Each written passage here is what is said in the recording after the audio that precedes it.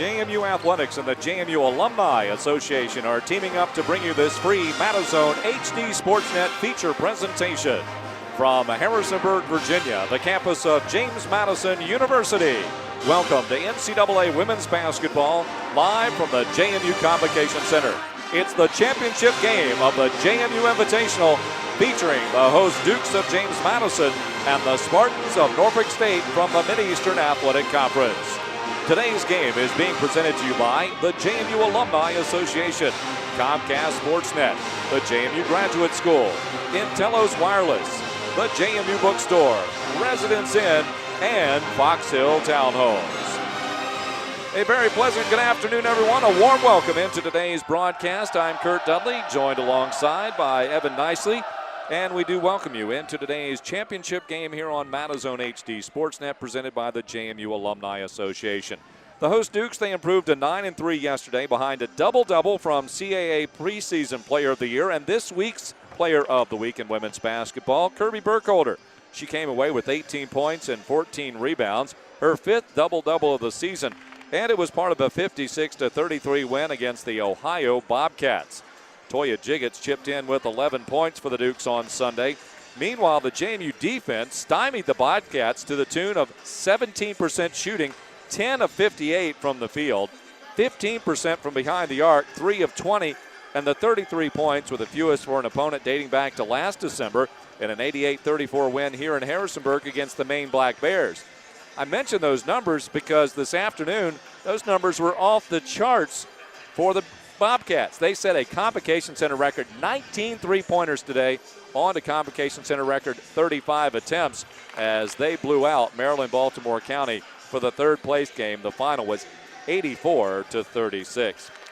Norfolk State coming into today's matchup. Evan, how did they get to today's title game? Norfolk State comes in today's ball game fresh off his 56-43 win yesterday over UMBC, bringing their overall record to 5-6. Senior Rachel Gordon and junior Quenisha Leonard each scored 11 points to lead the Spartans. But the win was the Spartans' first victory away from their home court this season. They've really struggled on the road, and this is their first true opportunity to get a real road win for them. Norfolk State sports an extremely young and athletic roster, and their biggest strength is going to be on the rebounding end. The Spartans rank first in the MEAC in rebounding margin and led by senior Rachel Gordon, who averages over 13 rebounds per game and ranks in the top 5 in the NCAA overall. The Spartans also have the ability to run the floor and push the tempo on offense. They're really going to be able to wear down their opponents by using their speed. They also aren't afraid to keep their bench, go to their bench to keep legs fresh. They have 10 players who average more than 8 minutes a game, but 5 of them are freshmen. Offensively, they're led by redshirt junior guard Ray Corbo, a very quick and dynamic guard who's averaging over 14 points per game and 4 assists. Norfolk State will have to combat a JMU team who does have a major height advantage inside the paint and has the ability to rebound. The key for them today is going to really be to avoid those youthful mistakes and avoid the turnover bug on offense that has hindered them all season and really prevent JMU from getting those extra possessions. As you mentioned, Evan, some pretty good numbers there for a number of players for Norfolk State. I think it's impressive that you do have that many players that come off the bench and average that many minutes on the floor, so they definitely have a very nice rotation there. Here you see the key players for today's ball game. Kirby Burkholder, of course, this week's CAA Player of the Week. Third time this year she has won that honor. And she really got off to a house of fire the first 3 games of the season. Cooled off a little bit, but now starting to pick it up again. And Toya Jiggets starting to pick it up. She had the 11 points yesterday. And with that, she was coming off a career best where she had 25 points and double-digit rebounds against Vanderbilt in the overtime loss here just before Christmas. But you see her numbers are looking very good. She was 5 for 7 from the floor yesterday. Ray Corbo, 5'6", a redshirt junior, and Evan went over those numbers, but you see she can be a threat. Three-point shooting, not the best, but she is a threat there. She and Jasmine Guathme among the leaders in the country in free throw shooting, that is, as a Corbo, though, they're at 87%, and Guathme at 91% on the season. Rachel Gordon, big numbers off the glass, 13.3. Now, JMU came into the weekend as one of the national leaders, ranked 20th in rebounding margin at 10.5. That improved yesterday. They had a margin of 17 in the win over Ohio, so those numbers continue to get higher. Let's take a look at some of the team numbers now as we break it down even further from a team perspective. And they do like to run, but their numbers aren't really that high for a team that runs. Nope. One of their biggest problems is the turnover bug. You know, they try to speed up the tempo, and a lot of their players struggle with the assist-to-turnover ratio. They get a little sloppy, get moving a little too fast, and sometimes they forget the ball and it ends up in the hands of their opponents, and they lose those extra possessions.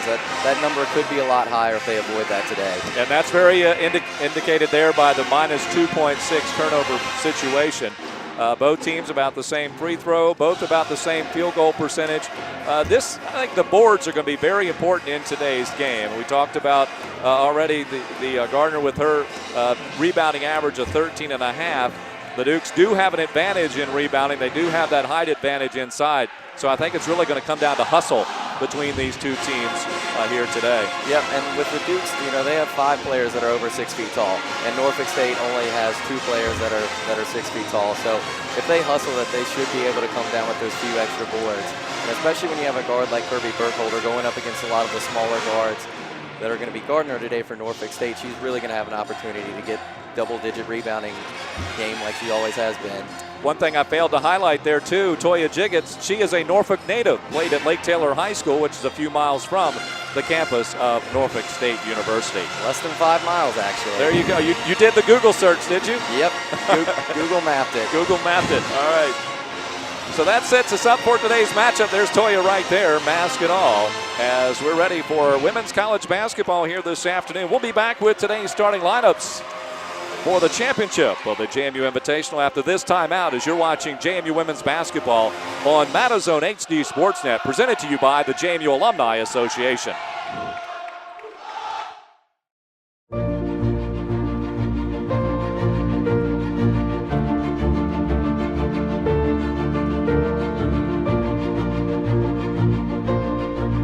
Instead of asking yourself, where did those 4 years go?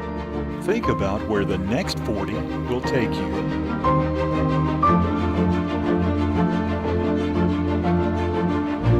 Be involved at Madison. Dukes from day one, alumni for life. Welcome back to the JMU Convocation Center. The Dukes of James Madison against the Spartans of Norfolk State University in this championship game of the JMU Invitational. And the Spartans, well, they're coming in with that victory yesterday. And we're going to take a look at today's starting lineups. And here is Evan Nicely with the starters for Norfolk State, our visitors today. All right, starting at guard, number 1, Kiera Basie. She's a 5'5" freshman from Martinsburg, West Virginia. Starting at shooting guard, the leading scorer on the team, Raycor. She's a 5'6" redshirt junior from New Jersey. Starting at the other guard, Ebony Brown. She's a 5'9" junior from Atlanta, Georgia. Starting at forward, number 15, Logan Powell. She's a 6-foot freshman from Lebanon, Kentucky. And the final starter for the Spartans is number 24, Rachel Gordon. She's the one that's in the top 5 in NCAA in rebounding right now. And the Spartans are coached by Deborah Clark in her 5th year with the Spartans of Norfolk State University in Norfolk, Virginia. 1-1 in the MEAC, the Mid-Eastern Athletic Conference, 4-5 in non-conference games. And that all adds up to a 5-6 overall record for Deborah Clark and the Spartans of Norfolk State. And now for the starting lineup for the Dukes of James Madison. Once again, here's Evan. Starting at forward is number 3, Toya Jiggets. She's a junior. She's 6 feet, and like we mentioned before, she is from Norfolk, Virginia. Starting at forward, number 30, Nikki Newman, local product. It's been good to see her back out on the floor this year. And there's Toya Jiggets, as we mentioned earlier, giving a little love to the camera. And at shooting guard, we're going to have number 12, Precious Hall, sophomore. She's been continuing to scoring baskets like she's done ever since she's gotten here. And also at guard, number 20, Kirby Burkholder. She was just named the CAA Player of the Week, including her 18.14 rebound performance yesterday. And finally for the Dukes is number 24, Jasmine Guathney, redshirt sophomore from Bealeton, Virginia. A starting 5 for the Dukes of James Madison. Head coach is Kenny Brooks. in his 12th season at the helm, 261 wins and 109 losses, a winning percentage of 70.5. He is a 1992 graduate of James Madison University. His entire staff are JMU alumni. As you are joining him, of course, Sean O'Regan, an 03 graduate. He is the associate head coach. Assistant coach Jennifer Brown played for the Dukes, finished up in 07. Also joining Brooks is Sarah Williams, her returning. She's a 2009 graduate after last year being on the staff at Longwood. And Director of Operations Tim Clark from 09. And that's your coaching staff of the Dukes of James Madison University. One of two in the country to be made up of all alumni. You would think that there would be more, but yeah, that is kind of unusual or unique circumstance, as the opening tap controlled as it was yesterday by the Dukes of JMU. And this is Jasmine Gwathmey, as today the Dukes in their all-purples. Burkholder gets her first touch of the basketball. The Dukes working around the perimeter as Norfolk State. And the man-to-man three-pointer from the corner, Kirby Burkholder. Hopefully that carries over from the Ohio game earlier. Made about 4 or 5 from that corner down there in the last game. Burkholder with the 18 points yesterday also eclipsed 1,200 points in her career. So that gives her 12-12 after that tray. Here's on the drive, Gardo. Rebound fought for, and we get a jump ball, and the ball will be maintained in the possession. Rachel Gordon gets her hands on the first rebound off the defensive end. She's tied up, but the Norfolk State Spartans will maintain possession. Shot clock at 13 seconds on the inbound. Here's Gordo. Gordo with the move, a right-handed dribble. Gets the bounce pass inside, ball gets knocked away. Precious Hall tries to track it down, ran out of real estate. It will remain in the possession of the Spartans, but only 2 seconds on the shot clock.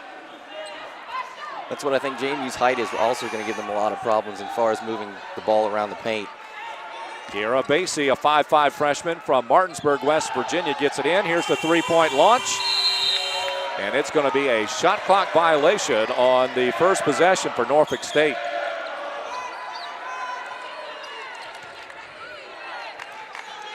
A little pressure applied a bit in the backcourt. Over to Hall. She gets it across the timeline. Gwathmey got tied up there a bit. Burkholder. Hall will try a three-pointer. Precious with the tray. That's one of the things Norfolk State struggled with yesterday, is shifting their zone. UMBC caught on in the second half and was able to knock down some three-pointers. Precious Hall with her 15th three-pointer of the season. Struggled a little bit to shoot the ball yesterday, did Precious, but provided a lot of other good things for JMU. She went 1 of 8 yesterday, tied her season low with 5 points. Three-point try, rebound pulled in by Nikki Newman. Newman off to Hall, back to Newman. She is a threat to shoot a three as well, is Newman. She had a notion of it, goes out to Gwathmey. Kicks it around Hall, looking inside. That zone movement, Burkholder breaks the zone again, her second tray. Boy, these rims are hot today. The Dukes out to a 9-0 start. Now the Dukes got out to a 22-4 start midway through yesterday's action, but cooled down for a while there. And well, with that, Ohio crept back into the ballgame. Yep, and for Norfolk State yesterday, they went down 8-0 early to UMBC, and they were shown that they've been able to come back and even things up. Jamie's gonna have to hope to keep this quick start up. Now Burkholder with a couple of trays yesterday, 2 already today, so that gives her 214 in her career. She is second on the all-time list. She'll stay second because Dawn Evans, 387, a long ways yet away. And Kirby would have to pretty much take a 3 every shot and hope to make all of them, and she still may not even get there. An unforced turnover for Norfolk State. That comes 2 minutes into the game. Boy, it seems like we've played 5 minutes already, just 2 minutes in, so a lot of action compacted into the first 2 minutes of the contest. Actually, that ball must have been tapped by one of the Dukes as Norfolk State maintains possession once again. Gordo drives to the baseline, cut off by Hall. Brown, gotten away with a step or two. Knocked away by Newman. Brown really being harassed by Newman. The Newman's leaks are really going to be bothersome. There, the length of Newman forces a very awkward three-point shot. That's going to get last touched by the Spartans. And the Dukes will have the basketball on the team rebound. See some more of that full court pressure from Norfolk State.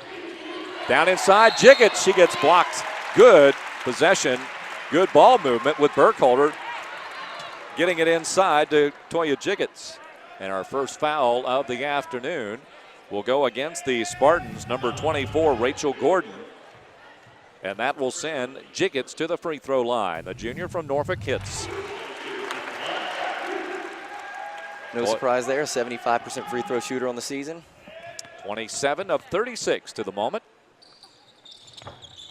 And after hanging on the lip of the rim, a second free throw for Jiggets. The 6-footer has two, and it's 11-0 JMU.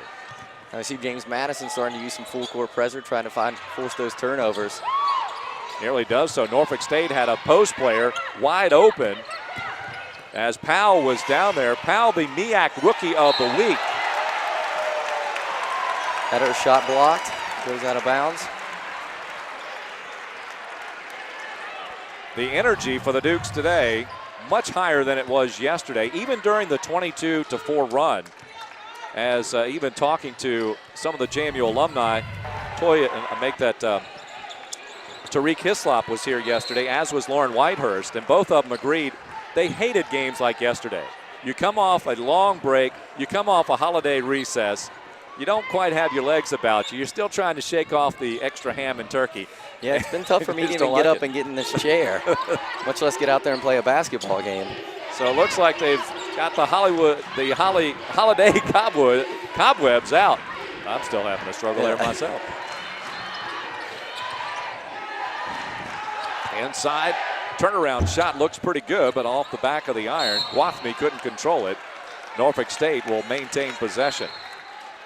And we'll see our first substitutes coming in, and they will come off the bench of Norfolk State. No surprise there. As Corinne Lawrence, a 5'6" freshman from Patterson, New Jersey, JFK High School, will come in.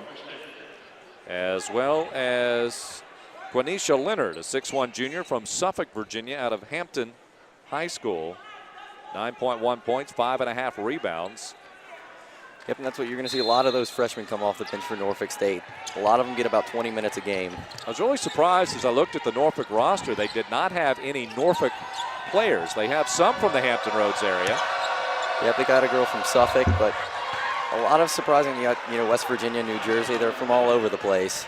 Leonard with the two-pointer, and that will break the ice for the scoring for Norfolk State, and Kirby Burkholder gets in the lane for an easy jumper.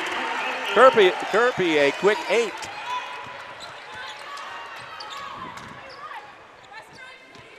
Gordo backs it out with Jiggets out on her. They're going to switch it up now. And the backdoor cut and the pass out of bounds. Last touch by Basie. And that brings us to our first timeout this afternoon. The Dukes out in front, 13-2, 15:49 to go in our opening stanza. Back with more after this timeout. You're watching JMU Women's Basketball on Matazone HD Sportsnet, presented to you by the JMU Alumni Association. JMU students, do you want to live in Harrisonburg's premier college housing community? Live the luxurious lifestyle and check out Fox Hill Townhomes today. Fox Hill's furnished 4-bedroom, 2-bath townhomes offers spacious living with a bus service to and from JMU's campus. Located just off Port Republic Road, stop by today to reserve your spot for the 2014-15 school year. Fox Hill Townhomes is a proud partner of JMU Athletics. You are guaranteed to find your home away from home with Fox Hill Townhomes. JMU alumni make a difference in their communities every day, and the JMU Alumni Association presents annual awards to honor Dukes for their contributions to the university and society. Learn about the JMU Alumni Awards and nominate an alum today. Visit jmu.edu/alumni/awards. Well, the current Dukes out in front, 13-2 over the Spartans of Norfolk State University. Yep, that's what happens when you don't miss a shot. The Dukes are 4 for 4 on field goals this afternoon so far. 3 for 3 on three-point tries. Earlier today, in hitting the 19 three-pointers, the Bobcats, 13 of those in the first half. The record for this facility was 12. Yeah, and I think if they had known that, maybe might have gone for a few more threes in the second half. They were, what, 3 short of the NCAA record? That's what somebody told me. I've not looked that up, but the play-by-play announcer for Ohio mentioned to me that the record was 22. But Angela Mickens is now in the game for the Dukes. Muff had a good game yesterday for James Madison. That's her nickname, Muffin, and they call her Muff for short. But she'll be able to give you some speed, match up well with those Norfolk State guards. Jiggets misses on the close layup and also foils an assist potentially for Nikki Newman. A lot of banging down below between Newman and Gordon. And they're going to call Newman with the foul. That'll be her first. Yeah, but it'll be key for her to stay out of foul trouble today. The Duke's best defender. Use that length on the perimeter and guard those guards. Keep them from getting shots up. Uh-oh, another foul call. This might be on Newman. It is. Back-to-back fouls in less than a handful of seconds. Pull her out for the game. Put Gwathmey in. Jasmine Gwathmey will check in for the Dukes. And also Lauren Okafor will come in for Madison, replacing Toya Jiggets. So the Norfolk native takes a seat for the first time today. She was on the court for the first 4 minutes and 34 seconds. Norfolk State with the basketball working down. It's Cordo. Driving in, scooping it up, left-handed wild shot. Comes down in the possession of Gwathmey. Off to Mickens. Mickens drives, finds herself in trouble, loses the handle. And the officials will say last touched by the Dukes. No, by the Spartans, that is. Beg your pardon.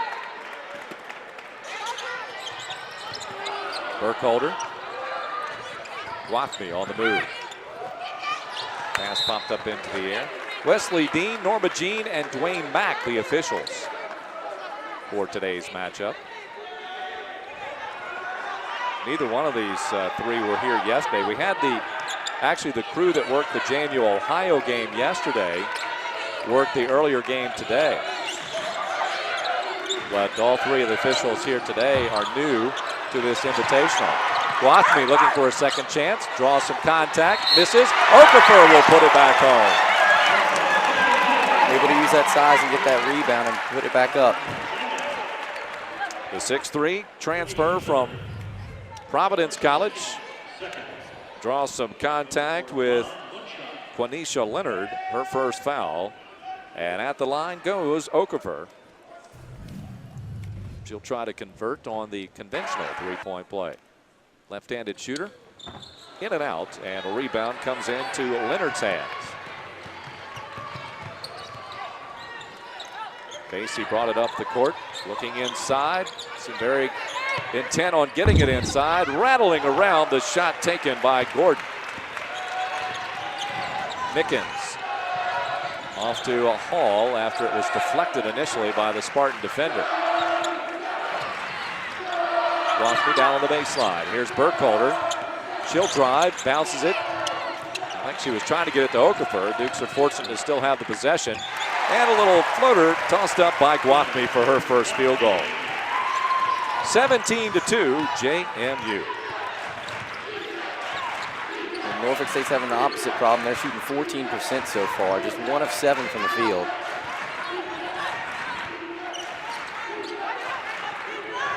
This is Cordo. Gordon will try to drive, gets an elbow into the midsection of Gwathmey, and that'll be a charge. That is the second foul on Gordon. So Gordon's got 2 fouls. Newman's got 2 fouls for the Dukes. Jiggets comes back in for Madison. She'll replace Hall. And looks like Amber Brown will make her an appearance, a 5'10" freshman. Yep, her sister is Ebony Brown, who's also on the team. Ebony and Amber Brown. Very colorful family, apparently. Here's Burkholder off the back of the iron. Rebound Jiggets, and she is blocked as Leonard stuffs it back.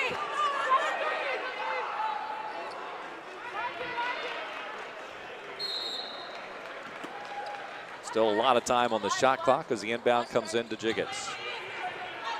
Burkholder, uncontested three-pointer. Set up a really nice double screen at the top of the key to get Kirby open. She's in double figures, less than 7 minutes into the game. 20-2, JMU.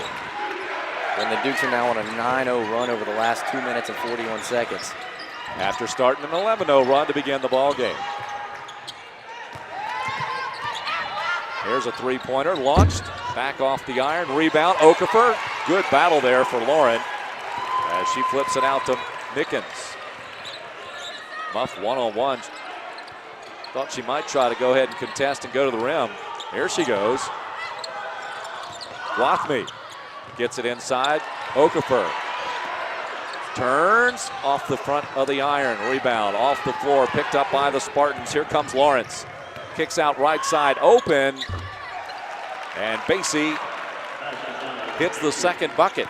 It's Norfolk State showing that speed, that up-tempo, that they can run the ball down the floor. Well, if the Dukes come up with a two-point field goal here, they'll match yesterday's start.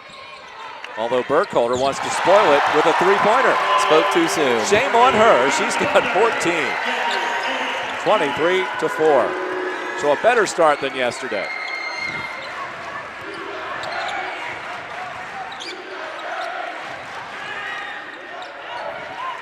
Dukes working in the man-to-man.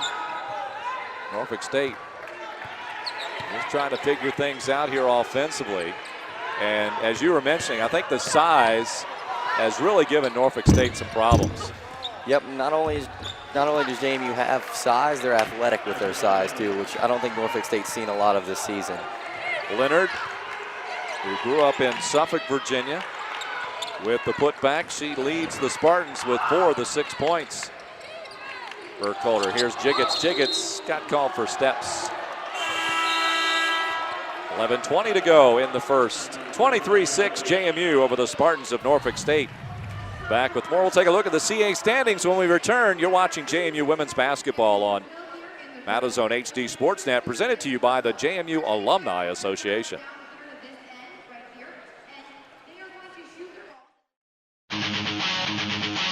Visit the James Madison University Bookstore, your source for all things JMU.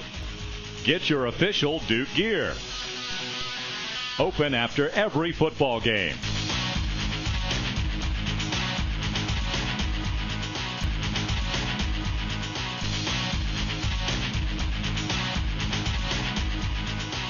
The JMU Bookstore. Support the team. 23-6 JMU over Norfolk State. Let's take a look at the CAA standings. No games have been played in the conference yet. In fact, JMU's next home game will be against the Delaware Blue Hens. That's on January the 12th at 2 o'clock start. Blue Hens with a better overall winning percentage right now at 8-2. The Dukes 9-3. College of Charleston 7-5. Then it's Northeastern 6-6. Hofstra actually lost today to Central Connecticut State 64-62. So the Pride is actually 4-6. Towson 5-7. Drexel 4-7. William & Mary 3-8, and UNCW at 1-11. Some other games are scheduled for today. At 5 o'clock tonight, Delaware will be home against St. John's, a team in which the Dukes defeated earlier this year. And Drexel at Cornell tonight at 7 o'clock. I'm really excited to see that Delaware-JMU matchup. Those are always good games. JMU this year predicted to win the CAA. Delaware, the defending champions, predicted 5th. Having a surprisingly good season, though, so far. Elena Deladon, of course, had a nice rookie campaign in the WNBA, but she is no longer a Blue Hen. But Tina Martin, the head coach there, does a very nice job with the Blue Hens. They've always been competitive since they came into the CAA after being a member of the America East. Of course, that was over 10 years ago now. Crystal Ross gets into the lineup, and she quickly gets into the scoring column as she capitalizes on a nice entry pass from Nikki Newman.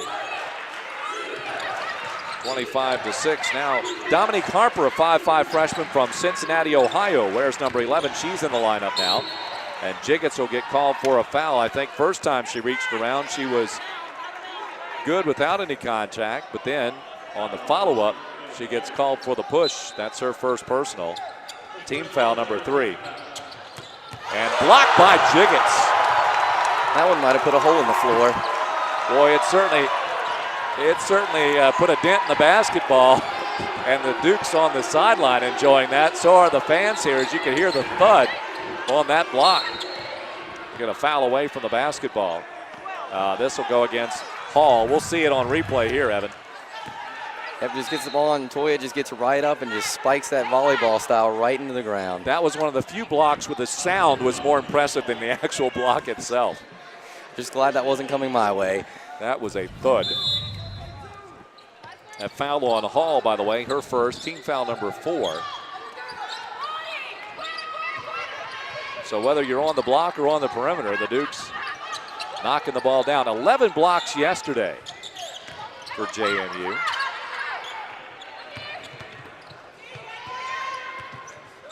And Jasmine Gwathmey, the leader for the Dukes, one of the national leaders as well in blocks per game. 3-point try, Nikki Newman. Everybody wants to get in on a 3-point action today. She's the 7th Duke to score. As the Dukes now in front 28-6, down low. That ball may have been partially blocked by Ross on the shot put up by Janelle Cannon, who was also recently checked in. Ross using her 6'3" frame. And a timeout, a 30-second timeout called by Deborah Clark. And the Spartans, as the Dukes, thumping their way to a 30-6 lead.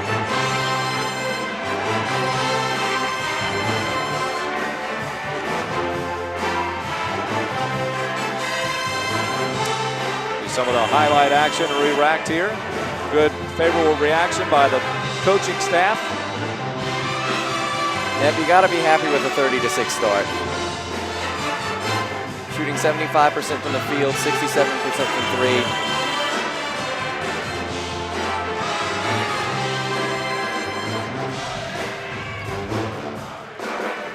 You don't have as big of an edge on the rebounding, but if you don't miss shots, you don't need rebounds. That's absolutely right. And if your field goal percentage is high, you don't have that many rebounds on the offensive end to get.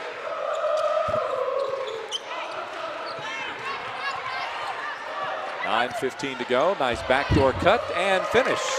Nicely executed there. Corinne Lawrence, who averages 3.1 points per game, lays it up off the glass, 30-8. Newman, here's Burkholder again. Gets into the keyhole, will back it out. 15 seconds on the shot clock. Here's Hall, going to drive, and she'll get some contact. And they'll be on the floor. And Dominique Harper, her first personal. Both teams with 4 team fouls. Jasmine Gwathmey will check back in on the next stoppage of play. Hall inside, Ross, same move as the last time, different result, but Hall on the backside puts it back up and in. Some really good ball movement by the Dukes on that play.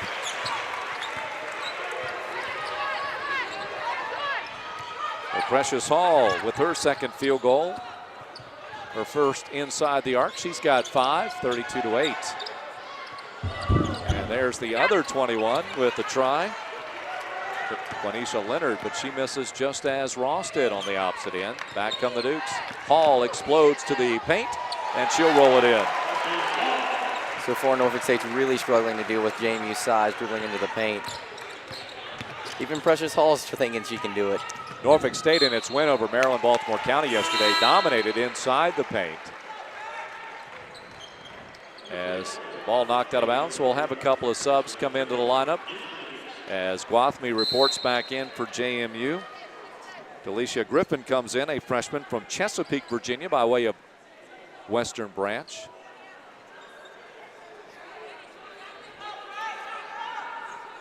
8:04 to go in the first half.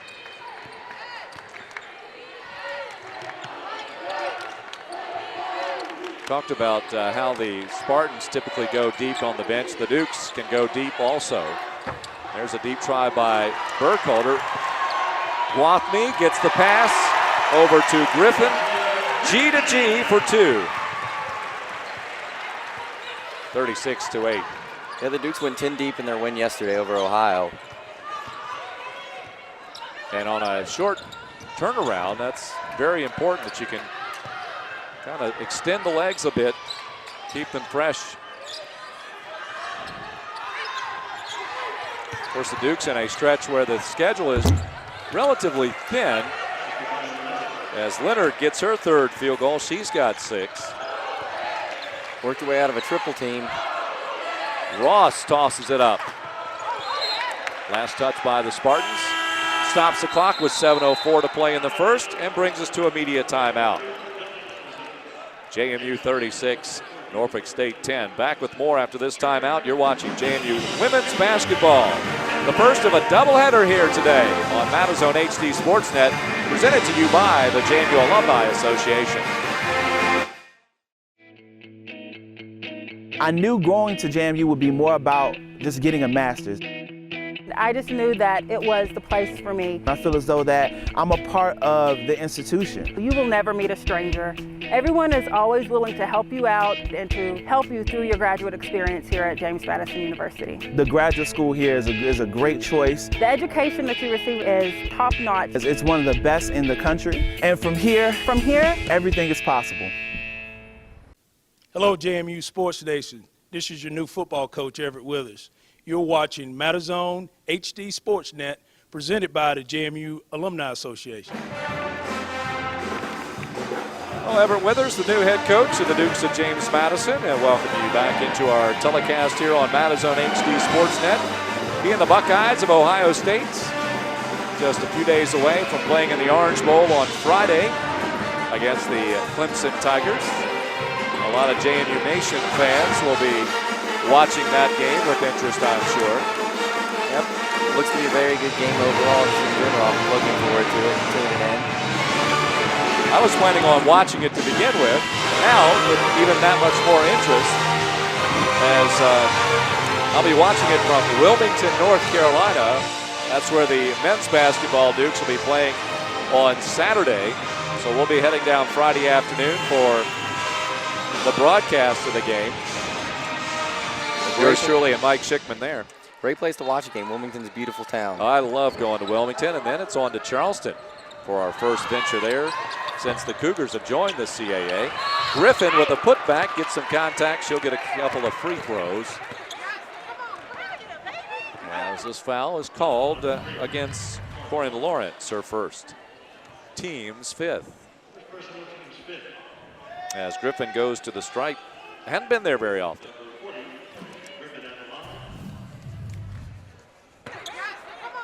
She's 1 for 2 on the year. And she has 3. Janelle Cannon in for the Spartans. She's from Nansman River, also in Suffolk. Griffin's second shot. Rattles around. Tapped out by Wathme. And Griffin will get it. Great hustle by Griffin right there to get her own rebound. Little flip back it goes to Griffin. Powers it up. What a snap pass by Burkholder to get it to Griffin. I wasn't quite sure where she was going with the ball, quite honestly. But Kirby knew what the design was. That's why she's out there and we aren't. That's right.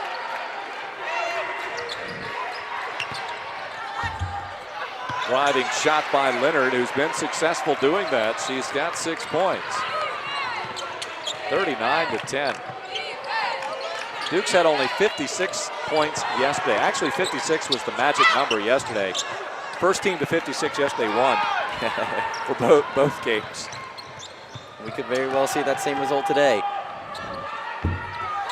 Off the lip of the rim. Yeah, we could see, well, this game shaping up, other than all the three-pointers, much like that first one. And a blocking foul called on Leonard.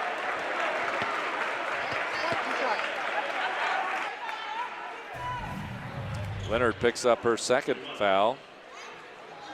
And it'll be 2 shots for Jasmine Gwathmey.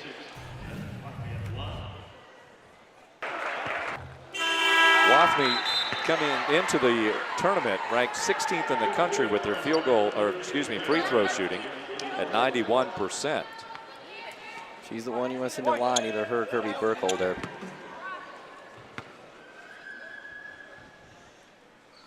Second shot.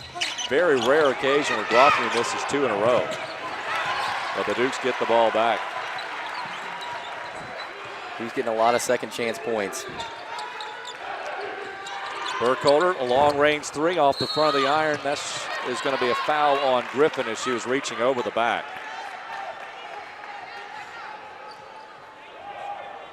So Griff picks up a foul, her first. One thing Norfolk State did a really good job yesterday outscoring UMBC in second chance points and not having the same success today. These 2 programs have met 10 times, and the series is actually knotted up at 5 apiece. Quite frankly, I was surprised by that. Yeah, that's when I was looking back last night, I was surprised at that too. Their last meeting was on December 21st, 2004. And that last bucket by Ronisha Spicer, another freshman off the bench from Portsmouth, Virginia. A former Churchland trucker, and when I think Churchland, I think of Arthur Moats. Yep. Ray Duke now in the NFL with the Buffalo Bills. And Griffin will go out to a round of applause from the hometown faithful. As Jiggets and Okafor now down low, and Okafor sets a screen. Gwathmey, rebound, put back twice for Jiggets. Toya's first field goal, she has 4, 41-12.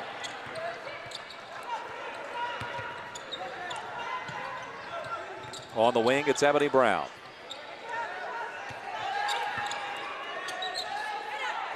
Brown again.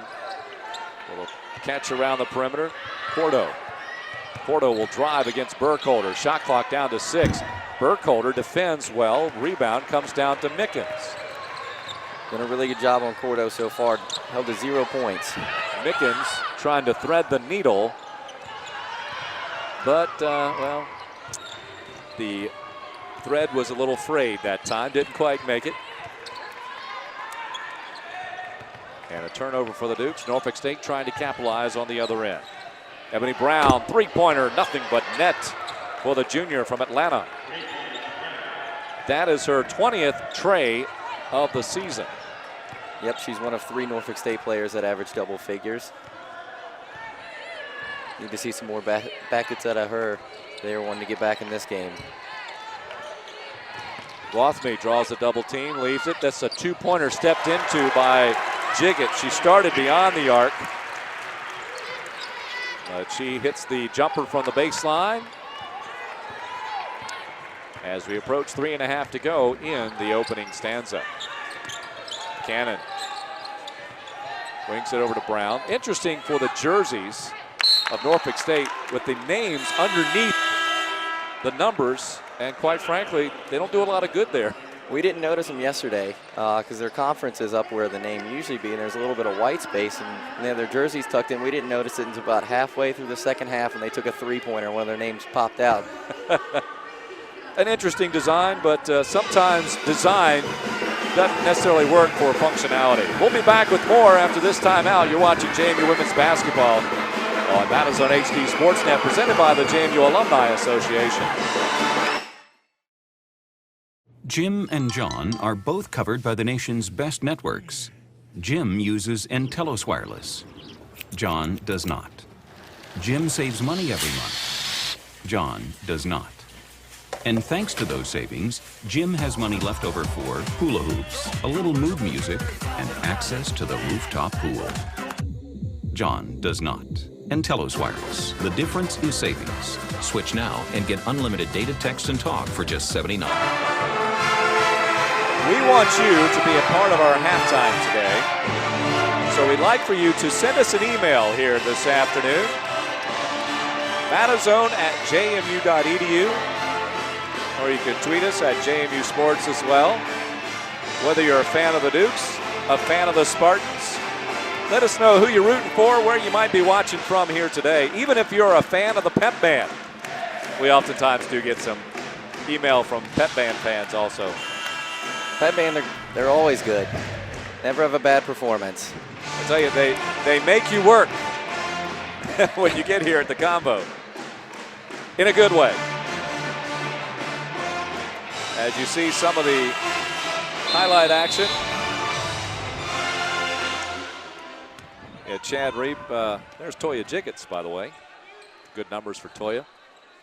Chad Reap, who is the director of the Pep Band, he tweeted back at me yesterday, wait a minute, the men have a home game? Dukes will be playing their 14th game in men's basketball tonight, but only their second here at the Convo this season. Feels like it's been an eternity since they've been here. And they've been to some wonderful places around the country. Not some of your garden spots, but yeah, but they've been interesting places to go. Never complain about a little sightseeing. No, they've taken me to places I never would have gone before. And I appreciate that. Battle for the basketball down underneath the hoop. Oh, that is a long, strong, drawn-out battle.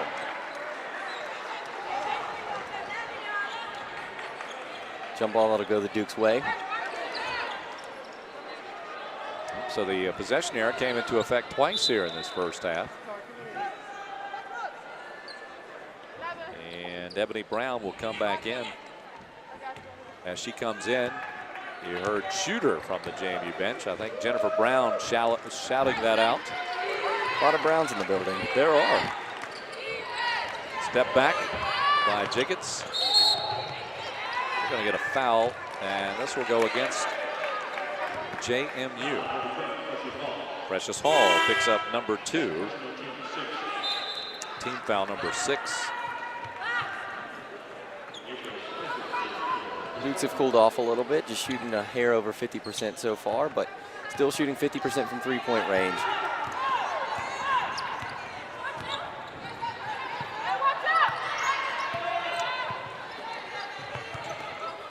Basie. There's Brown. This is Ebony. Down low. Turnaround shot by Spicer. One thing Norfolk State does continue to do is to look to get the ball inside the paint. As Toya Jiggets. You know, it's a game plan that certainly is worthy, because if you can get the Dukes in foul trouble inside, might soften it up just a bit.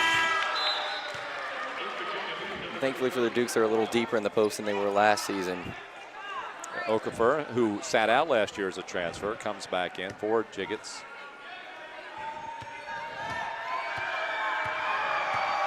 Jiggets with 2 personal fouls.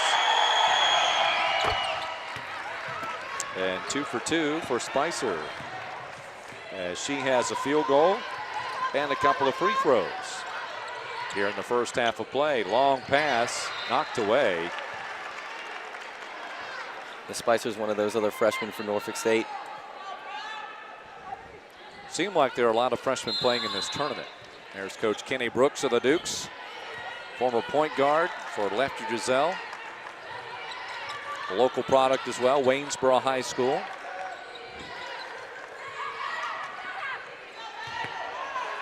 Okafor with a power move. Seems to really be playing with a purpose today. The intent was there, and she capitalizes on it. 45-17. Dukes with a very high percentage of points compared to their total yesterday.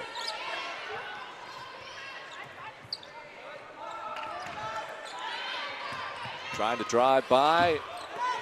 Newman comes in to help Okafor, and it all works to get the ball back for JMU. Mickens, Newman, quick launch of the 3. A little flat off the iron. Couldn't quite transition. Nikki will hit the 3-pointer. I can't say it's the prettiest shot in the world. No, but she does shoot it surprisingly well. And she would laugh at that if I talked to her about that, I'm sure. Yeah, I think she would. As we approach our first Our final minute of this first half.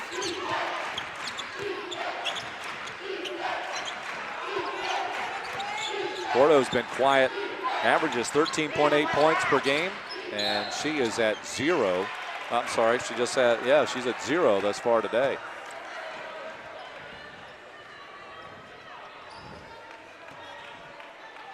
Dukes did a good job on the top scorer for Ohio yesterday. It's always key when you can shut down the opponent's leading scorer. Shot clock is at 17, game clock at 32. That's off the iron for Burkholder. Put back try by Guathme. Did not tumble in. Now the shot clock turned off as Basie will drive down. It's Ebony Brown. Gets the ball taken away by Burkholder, and Burkholder fouled on the attempted run out. As reaching in, I think that's going to be Basie. It is her first, and this will send Burkholder to the free throw line. Surprised they didn't use a little more clock there before going inside the paint. Now they send Burkholder to the line. Burkholder, an 86% shooter this season, 86% for her career, 231 for 270. Add another to the Burkholder cause. She's got 15. See, Mom's here.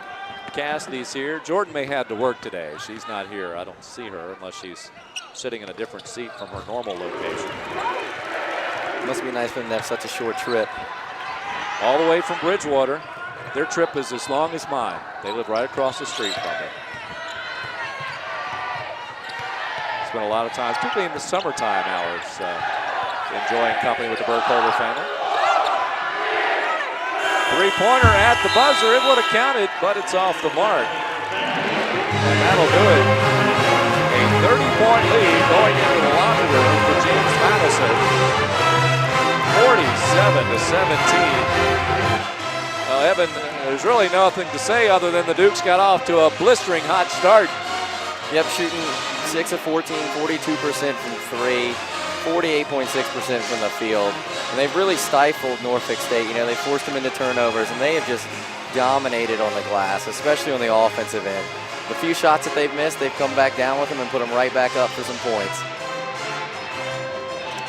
So we're at halftime this afternoon in the championship game of the JMU Invitational. There will be a all-tournament team, an MVP. Kirby Burkholder, already the MVP of the Chartwells tournament hosted by St. John's. And she certainly, after being named CA Player of the Week, after 18 points, 14 rebounds, 15 points here in the first half, she's on her way probably to another title. And I stand corrected, Jordan Burkholder is here. She's spotted on the floor. You see that group of young ladies, she is out there. And she is the former Old Dominion Athletic Conference Player of the Year at nearby Bridgewater College. So I think we may stick here with this for a moment, Jake, and see what's going to happen with this little shooting contest. Burkholder would be, there she is in the purple. I think she's the ringer in this group. Yeah, I would, if I was putting money on this, I would place it on her. I'm not sure if they're going to be blindfolded or what all is going to be dealt with this, but I'm not sure. Kelly Moore is doing this particular promotion. I'm not sure exactly. We got it looks like we got a team.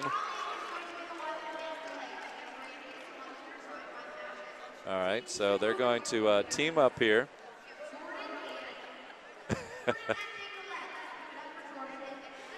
Don't know if Kelly knows what she's gotten herself into with her. I don't know.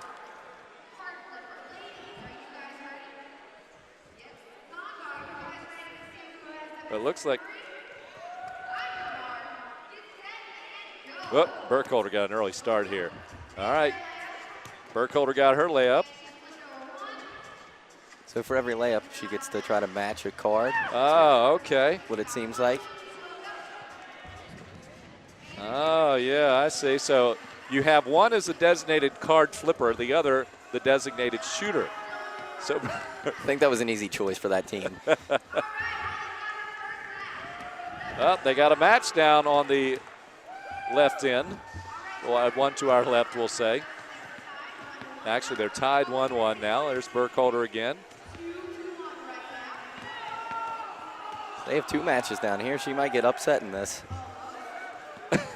Now, the one thing, both of them are not really equipped with the best of shoes as they're sliding around a bit on this newly laid floor here at the Combo this year. Did not come prepared to participate in the halftime entertainment.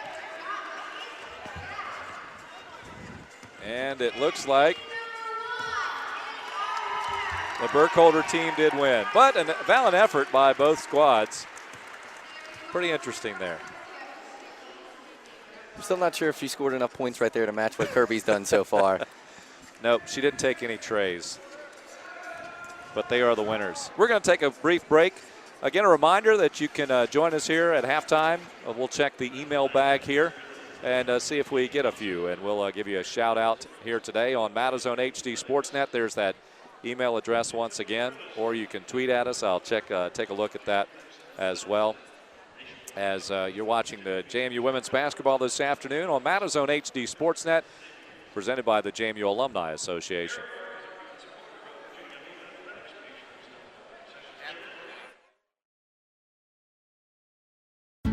The Residence Inn by Marriott provides guests with plenty of room. Room to recharge. Room to prepare. Room to relax. Stay one night or as long as you like. The Residence Inn by Marriott provides each guest with amenities tailored to their individual needs. Spacious suites with all the comforts of home, because it's not just a room, it's a residence.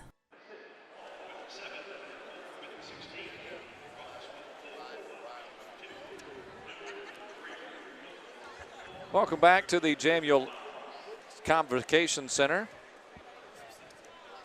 as the Dukes with a 47-17 lead here at intermission.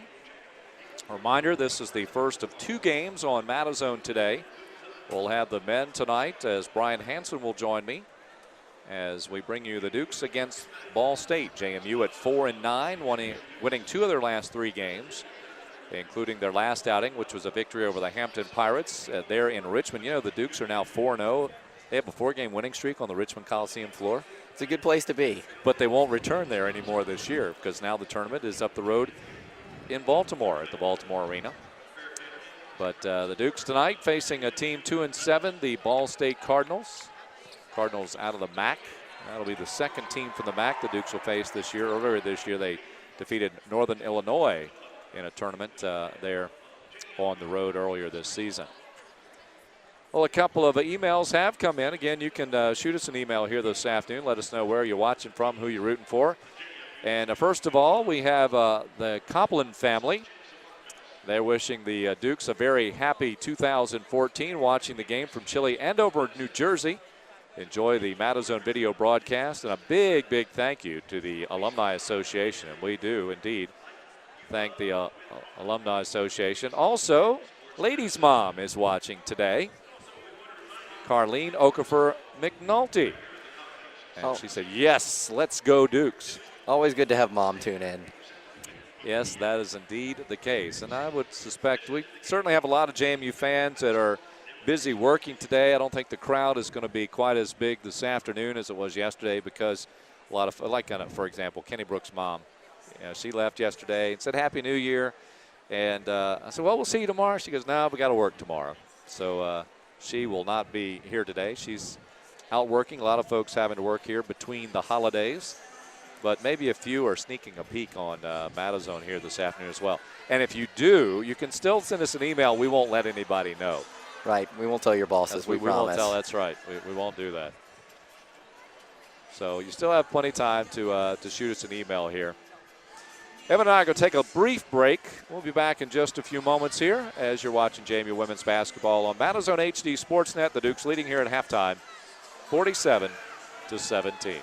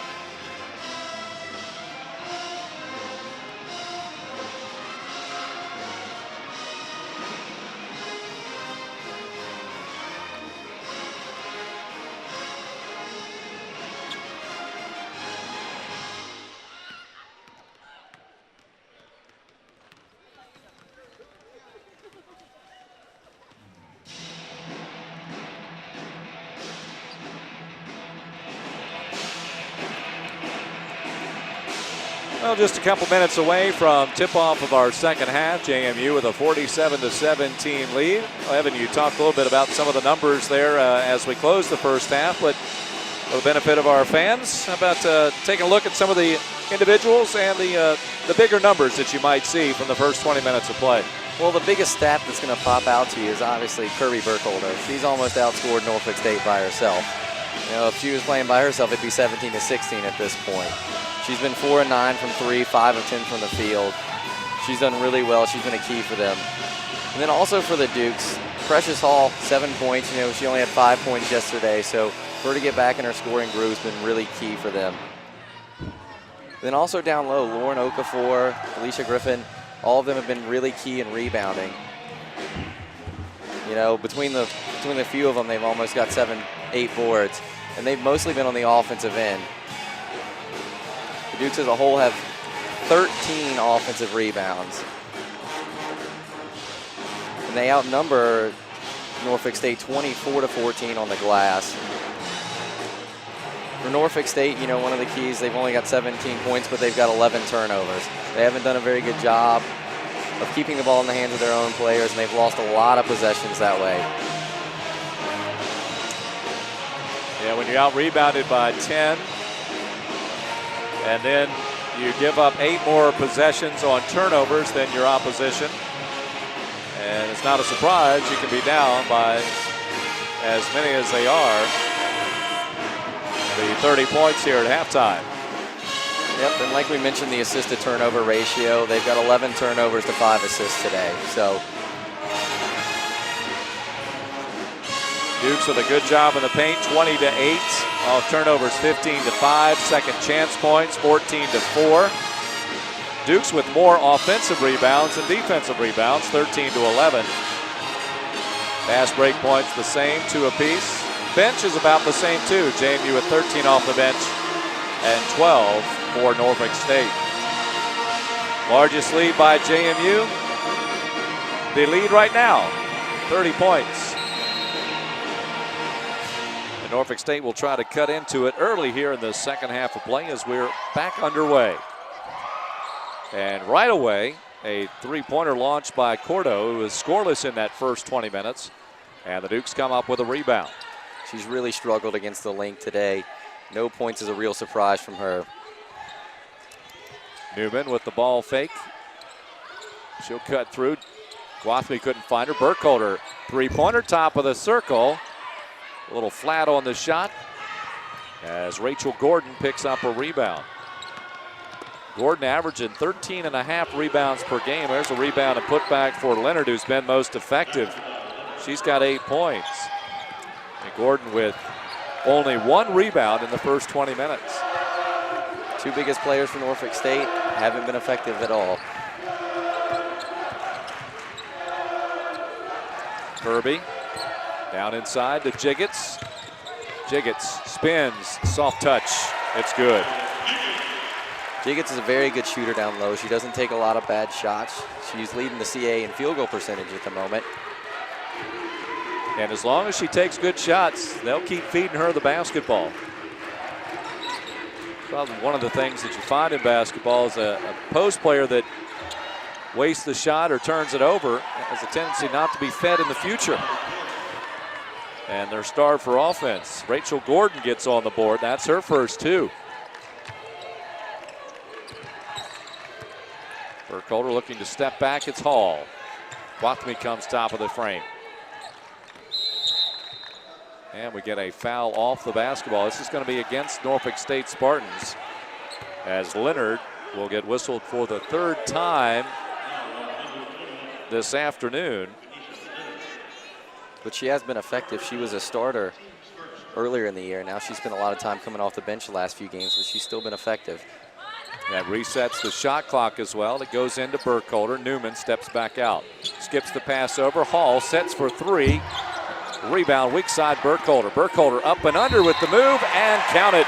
She'll get the and 1. 18 for Burkholder. Her first bucket of the second half. And Gordon picks up her 3rd personal foul, and things getting a little troublesome for the Spartans in the foul category. Tanisha Spicer, who is foul free, she comes in. You have 2 players with 3 fouls. Burkholder goes to the free throw line. Here's Kirby. She has surpassed her season average. That's her 19th point. And a whistle, and a technical must have been called, I'm guessing. Ref's gonna have a conference. I'm just guessing from the reaction of some of the fans. I didn't see it. Yep, technical is what it looks like. They're gonna send Burkholder to the line. So Kirby will go to shoot the technical for the Dukes. And the technical foul assessed against Deborah Clark, the head coach of the Spartans. Burkholder, who has shot thousands of free throws with few folks in the stands, and here she's just like practice for her. Exactly. 21 for Kirby. So she is in double digits and then some once again. Let's see, Kirby at halftime just had a couple of rebounds, so she'll have to hustle a bit to get in double figures once again. Yep, she's 1 game short of time Deanna Meadows for 5th place all time for double figure rebounding games. She took over sole possession of 6th yesterday. Down low and a body check. The hip got into it for Guathmy. She had the clean hand, but got her hips a little too much into that one. That is the first personal against Jasmine. Spicer at the free throw line, the former trucker of Churchland High School. Rattles in and out. She is yet to make a free throw this season, but that's only her first try. Yep, she's very seldom used.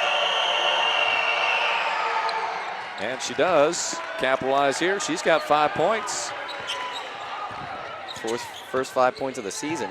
All she has to do is take the ferry across from Portsmouth to Norfolk to go to college over at Norfolk State. And there's another and one opportunity for the Dukes. This one for Jasmine Guathmy.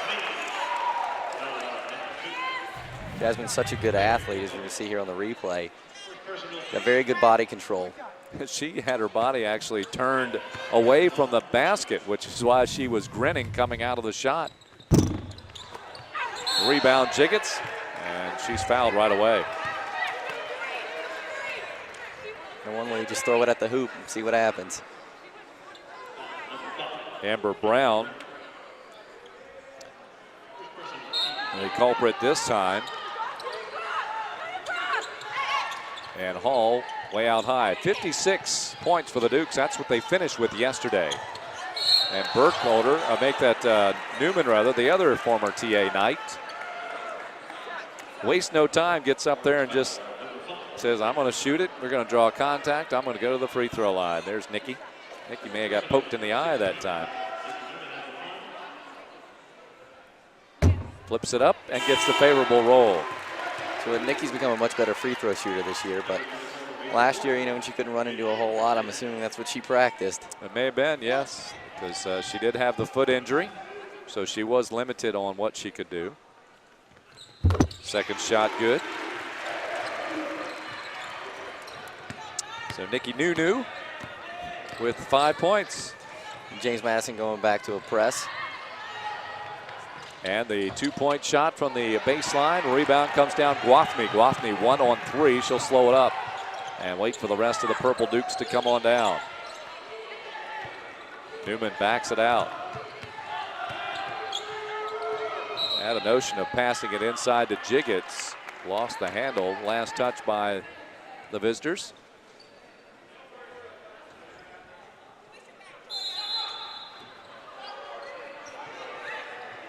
Comes out to Burkholder.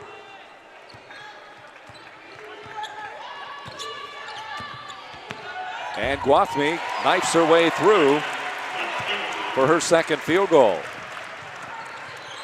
Oliver scoring here in the second half.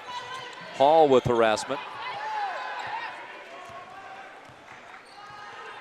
Casey goes up against Burkholder. Now they get it down low. Right block. Turnaround shot. Little too strong. Weak side rebound. Put back no good. Rebound Guathmy. Here comes Jazz. She works her way through a few Spartans, then tosses it out of bounds. A little bit out of control. Yep, you could see the ball start to slip a little bit as she's coming down the floor. Couldn't quite get a handle on it. Norfolk State, you mentioned, with the win over Maryland, Baltimore County, that's the first time they've won away from their gym at Norfolk State's campus. That was a neutral site win, if you want to qualify it a little bit further, but they're in the midst of a run of 5 straight away from home, as a turnaround shot is good by Gordon. That's her second field goal. She has 4. So a lot of times you'll see young teams struggle a lot on the road. You'll see mature teams struggle a lot on the road. Newman inside, Jiggets, turn around, fade away. She got some contact as Spicer slapped her on the elbow. And Jiggets will go to the line. Spicer with her first and team's 7th foul. So the Dukes are in the bonus the rest of the way. We haven't reached the first media timeout here in the second half. And Jiggets 1 point away from joining Burkholder in double figures for the second day in a row. He gets to become a lot better scorer this year for the Dukes. Much more comfortable with the game. Jasmine Gray is checked in, a 5'4" junior from Wendell, North Carolina, East Wake. As Jiggets jigs that one in, she's in double figures. 10 points for the junior, joining Burkholder in twin numbers. And the Dukes up now 62-24. It may be a chicken nugget day. I hope so. I don't have a whole lot in my apartment at the moment. Anytime the Dukes hit 79 points, which is certainly in range at the moment, fans get an order of nuggets from Chick-fil-A if they redeem their ticket stub. Whoops, that ball well out of bounds, and that brings us to our first media timeout. And a timeout it is for these two teams. The Dukes with the lead at 62-24, 15:37 to go. Back with more after this timeout. You're watching JMU women's basketball on Matazone HD Sportsnet, presented to you by the JMU Alumni Association.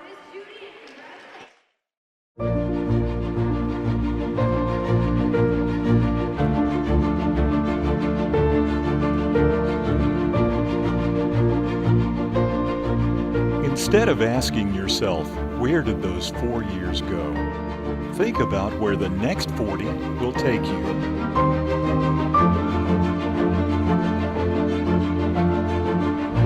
Be involved at Madison. Dukes from day one, alumni for life.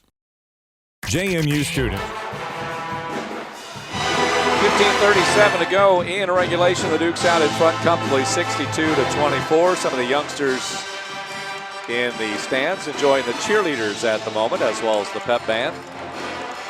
Well, earlier we gave you the standings in the CAA, and for our guests watching, fans of the Spartans of Norfolk State, let's take a look at, and I'll read you the Spartans' opponents' records in the MEAC. Several teams have played conference games already. Hampton 2-0, the Pirates all in all 10-3. Coppin State 1-0, 4-8 overall. Florida A&M 1-1. 7-8 overall. Norfolk State 1-1 and 5-6 in the league. Delaware State 0-1 in the conference, 3-8 overall. Bethune-Cookman 0-2, 3-10. Teams that have yet to play conference games: North Carolina A&T is 7-2. North Carolina Central 5-4. Savannah State 6-7. Howard 4-8. Maryland Eastern Shore 3-8. Morgan State 2-9, and South Carolina State 1-8. That's a look at the records for all the teams in the MEAC to date.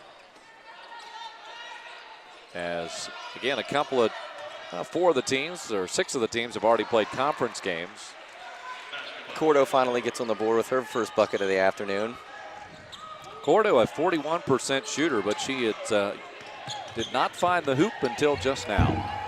And Precious Hall finds the hoop for the Dukes. She's got 9. And a timeout called, as it looks like Cordo is hurt a bit. She's coming out of the lineup. She does wear a knee brace on that right knee. And in her stead will come Dominique Harper. Corbo was 0 for 4 at the media timeout, so she's only taken 5 shots here today. That could be a big loss down the season if it's something serious. She's at the end of the bench. Trainer is there beside her. And it looks like it might be the knee, based upon just watching her as she is grabbing that right knee right now. Seems to be in a lot of pain. And a charge is going to be called against Dominique Harper, her substitute. That's her second foul. Yep, as you saw on the replay, she raised her elbow a little bit going in for that layup. You won't see charges called very often with these new rules, but they do happen. Well, and if Muff Mickens is there beside you, the elbow doesn't have to raise very high to make contact. Raise it high enough, it's going to be over her head. Well, that's the key. I guess if it's any lower than the chin there, you're in trouble.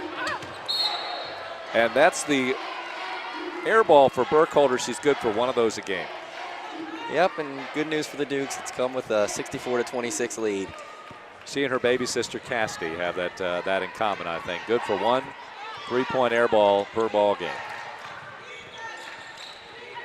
You can only be so good for so long. Turnaround shot. Oh, that will rim out, but put back up and in. A successful follow-up for Leonard. She becomes the first Spartan in double figures. She has 10 of the 28. Newman will try a 3-pointer. Good looking shot. Rebound Lady. Turn around. Scooped up and it'll tumble home. There's one for Mom. Lady Okafor with her 6th point of the night. 3 field goals for the junior. And a foul out front. Let's see. What are they going to say here? It is a foul on the Dukes. It's on Precious Hall. Okay. Wasn't sure if they were going to call it on Precious or whether Nikki Newman got caught for one there. Griffin and Gwathmey coming into the game.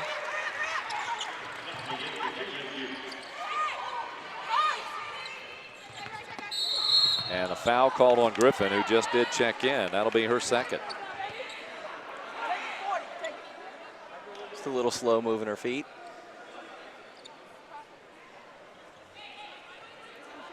(66-28), 13:34 to go. Gordon at the free throw line.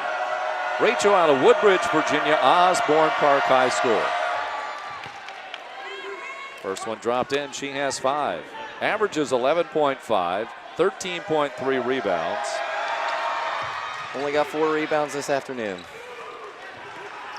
She's got 6 points though. Mickens splits the defense. It's a little fancy with the ball. Down low it goes. Lady turns, left-handed shot, little strong. Rebound fought for. Griffin couldn't get a handle of it.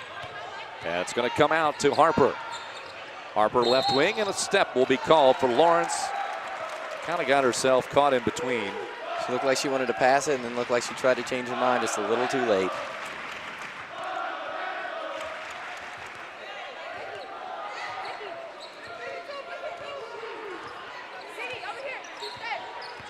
Mickens will walk it up. Okafor up high this time, outside the perimeter, waiting for a cutter. Griffin comes up from the high post. Gwathmey, they're trying to clear out space. Looks like they're working specifically on spreading out the Spartans, getting some inside penetration there. Okafor got the rebound, tried to go back up with it. Rebound out to Lawrence. Lawrence on the run, but she's slowed down by Newman. Steps into the Dukes. Newman swats it forward for the Dukes, and we're going to get a foul as a collision out front. Griffin rolls on the Norfolk State player, and I think that was Lawrence that got tumbled on. And Lawrence will be called for the infraction. Her second. What a play by Newman. Little backhand slap of the basketball. Yep. Griffin may not have gotten there, but you can't fault the hustle on that play. One of the reasons that Nikki Newman is such a good basketball player is just simple awareness of knowing where her players are on the court, where she is on the court, how she can create a play without fully securing the basketball. It's like many times she's playing in a chess match, a move ahead of the opposition. Yep, and it's tough because that stuff doesn't show up in the stat column. It does not, no. That play will not show up in the stat column, but it certainly shows up in the hearts and minds of the coaching staff and her teammates, and she'll come out of the lineup now as Amani Tatum will come in for the Dukes, a freshman out of Cambria, New York, Archbishop Malloy. Griffin's second free throw, this off the front of the rim. She goes 1 for 2. She's got 6.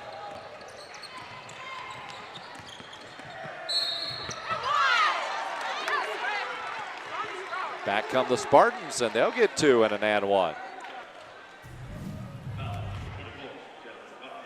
Looks like Gwathmey just got her on the elbow on that. So Cordo back in the lineup. That's good news.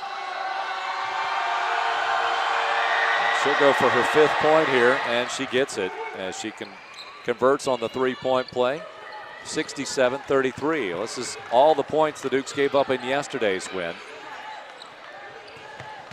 Gwathmey streaks to the bucket. That's an easy 2 for the redshirt sophomore from Liberty High School in Bealton, Virginia. Ball swatted away by Okafor. Gwathmey on the run, goes all the way, and contact, a blocking foul will be called. Throwing an early block party for New Year's Eve. That'll go against Jasmine Gray, her first personal for the junior. And Gwathmey goes to the free throw line where she was 0 for 2 in the first half on their last trip there. An aggressive move to the bucket. She'll capitalize there. She's got 7. Yep, being an 88% free throw shooter.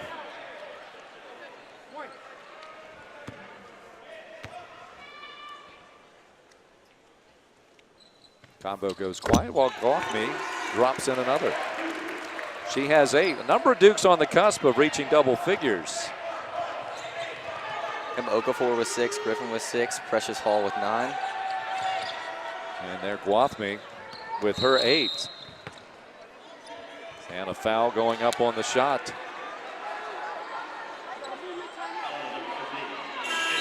Well, Monty Tatum gets into the stat book anyway, not only playing, but also with a foul, her first.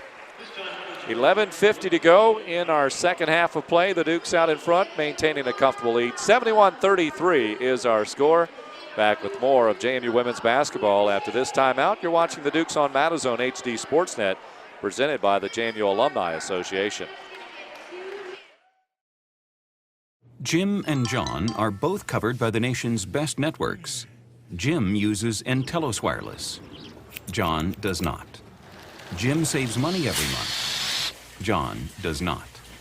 And thanks to those savings, Jim has money left over for hula hoops, a little mood music, and access to the rooftop pool. John does not.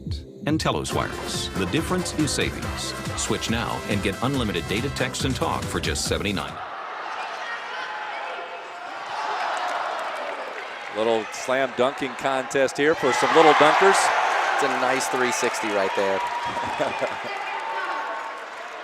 Okay, here we go. The challenge.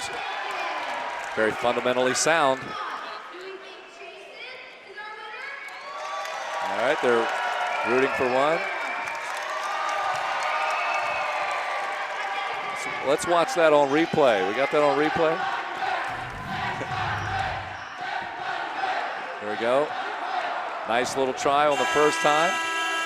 I think he recovered nicely on that one. A little tough on the knees. Yeah, I'm not quite sure about his falling technique.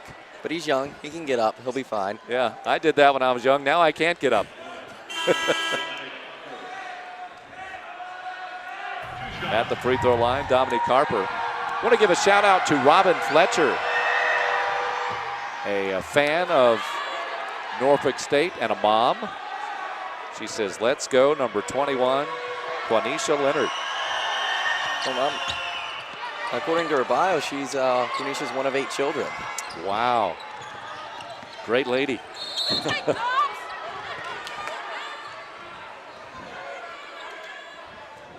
I thought my wife was from a large family. She's the baby of 6. Foul on Griffin. That'll be her 3rd. Duke 6 as a team.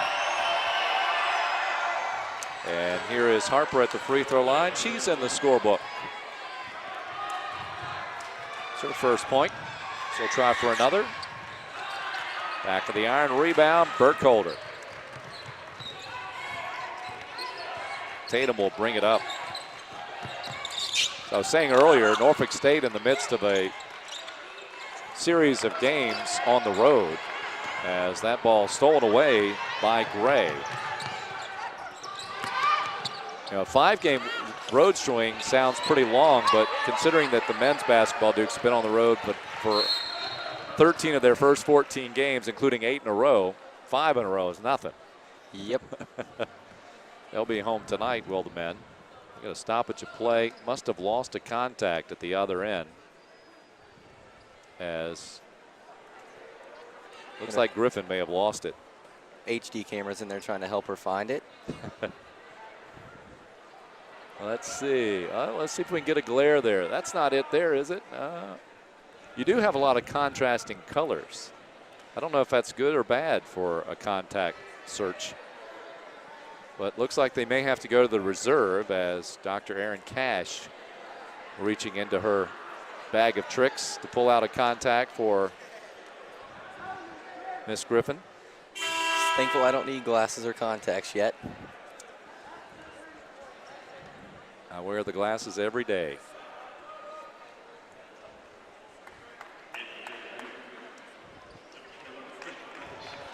Crystal Ross checking in for Griffin.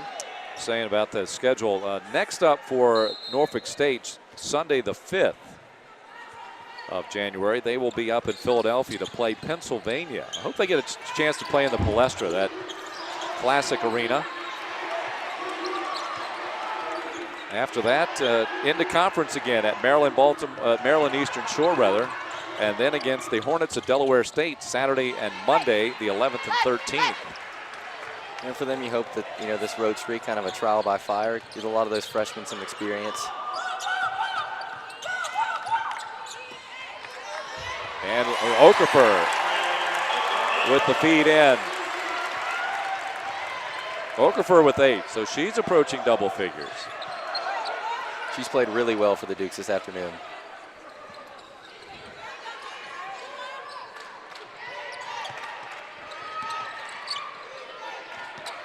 On the move. A shot taken by Gray. We got a foul on the rebound.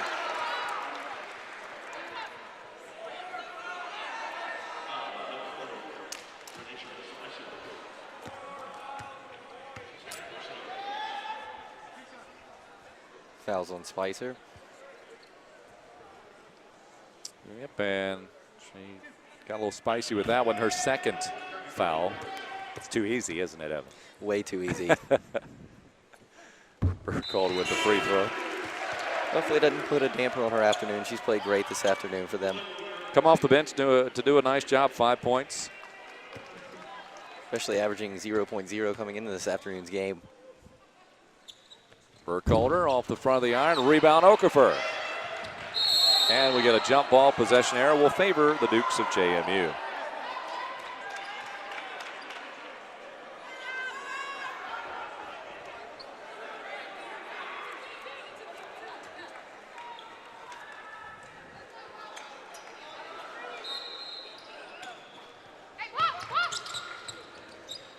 Inbounds to Ross. Tatum out front. And Spicer, her previous playing high was 6 minutes. Tatum in the books. It's another player in the scoring column for JMU.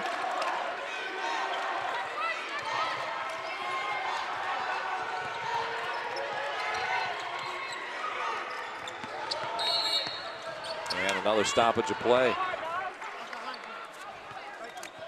Yep, Angela Mickens is the only one that's seen the floor that hasn't had a bucket yet so far. Kirby gets the call on the foul. That is her first. Burkholder will come out of the lineup. I think she's going to be the MVP of this tournament. You like that idea? I can't think of anybody else that'd be better. She's got 22 points, 5 rebounds today to go to 18 and 14 yesterday. Dominique Harper at the free throw line. Was 1 for 2 earlier. Hit the front end of 2 and this time does the same. Same result. She has 2 points. Ross with a rebound.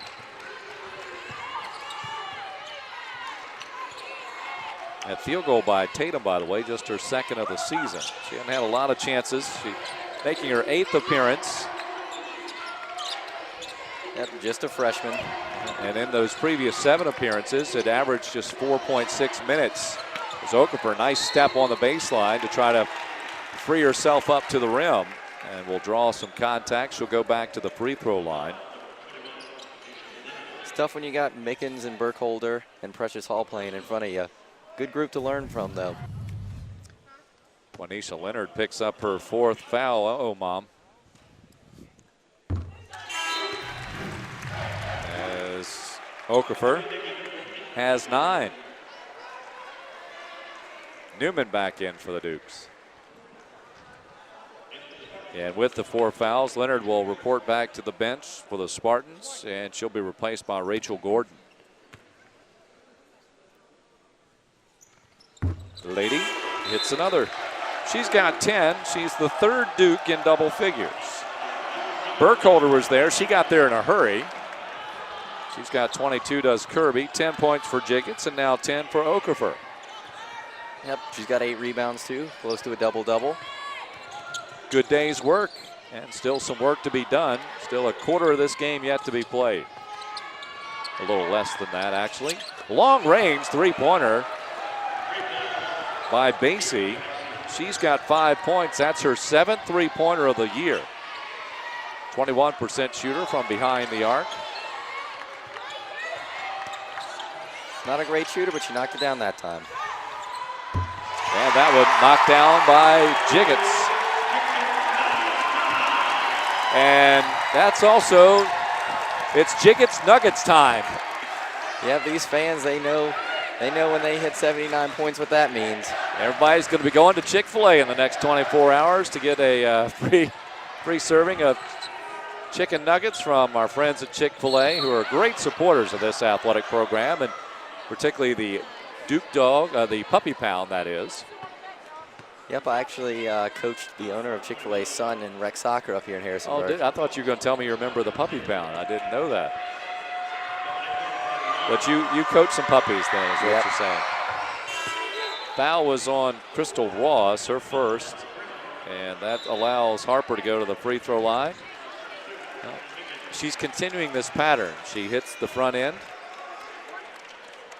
Let's see if she can break the pattern and go 2 for 2 this time. Nope. That's 3 times she's been to the line, and on 3 occasions she's hit the front end and missed the second. Might have to change up the in-between shot routine a little bit. Coming out with some full court pressure. Pickens caught that pass like she was her brother Terrell, who's a football player. But Kenny Brooks, I can't tell you how many times he's compared her to a defensive back. Well, maybe she should have played for the Dukes this year, and that's where the Dukes struggled defensively because of youth and injuries. She's got speed, there's no question about that. Dominique Harper, her 3rd personal foul. And Crystal Ross will go to the free throw line. Good look there at Crystal. Crystal kind of a quiet sort. At least maybe she's not around her teammates. Out of Philadelphia, Pennsylvania. Spicer comes back in as Gordon goes back to the bench.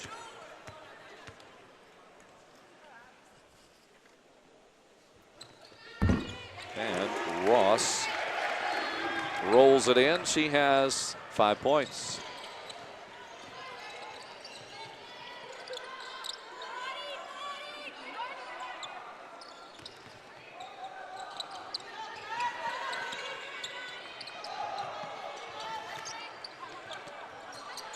Harper, top of the circle. She'll drive. Try to wrap the pass around. Kicked out of bounds by Newman. That stops the clock. Also brings us to our under 8 media timeout. So with 7:39 to go, Duke's 81 with Chick-fil-A chicken nuggets in store for everyone. Norfolk State 39. Back with more after this timeout. You're watching JMU women's basketball this afternoon here on Madison HD Sportsnet, and it is presented by the JMU Alumni Association. The Residence Inn by Marriott provides guests with plenty of room. Room to recharge. Room to prepare. Room to relax. Stay one night or as long as you like. The Residence Inn by Marriott provides each guest with amenities tailored to their individual needs. Spacious suites with all the comforts of home, because it's not just a room, it's a residence. Hello, JMU Sports Nation. This is your new football coach, Everett Withers. Looking forward to seeing you guys next fall in Bridgeforth Stadium, supporting the JMU football team.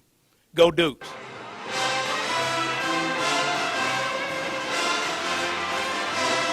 Well, football season months away, right in the heart of the basketball season we are in. And we'll be bringing you all the JMU men's and women's home basketball games all season long right here on Madison HD Sportsnet. To tune in tonight, what better way to end the year than with some JMU basketball? I like that. You get a look at John Salem. Hey, there's our executive producer. He doesn't look like he's producing a whole lot right now, but he is, believe me. He's one of the hardest working guys we've got around here. I get texts from him at the strangest times, early morning, late at night, but then usually I answer them. So what does that tell you?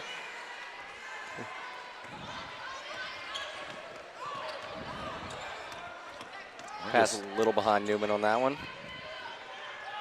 We're just playing give and take there. And a blocking foul, and count it. That'll be an and one for Dominique Harper.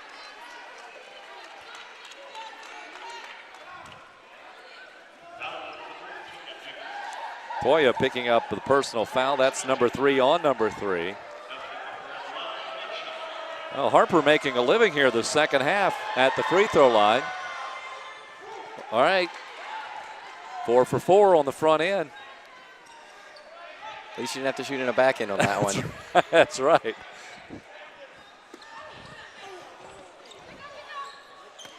Well, Ross wasn't expecting that pass, but she does fulfill the effort.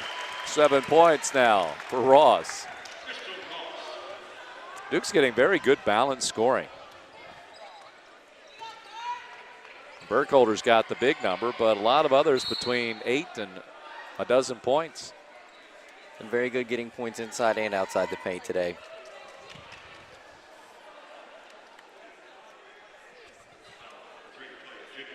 Jiggets picks up number 4. Team foul number 10, so we got a lot of free throws. For every foul coming up here, we'll have 2.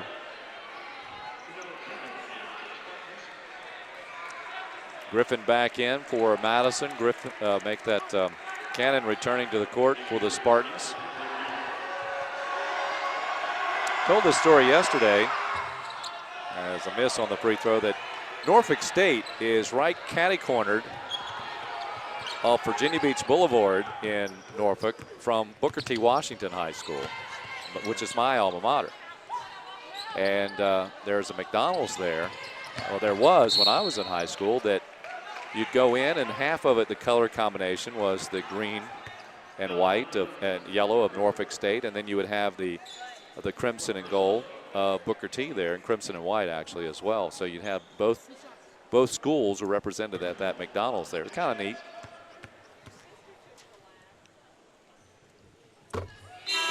Norfolk State's changed a whole lot since you were down in those parts. That it has. Got a really nice football stadium there. Good baseball facility.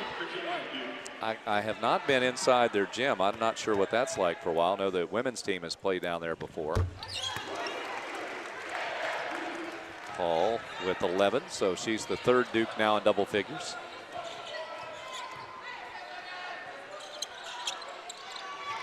Yep, right there off the interstate. You can drive right by. That's one of the nice things. You can see a lot of the campus as you drive by down on the interstate there to see where Norfolk State is. Not too far there from Harbor Park where the Norfolk Tides play. Sounds like a great area for sports. The Norfolk Scope right around the corner there. Yep. Old Dominion down the street as well.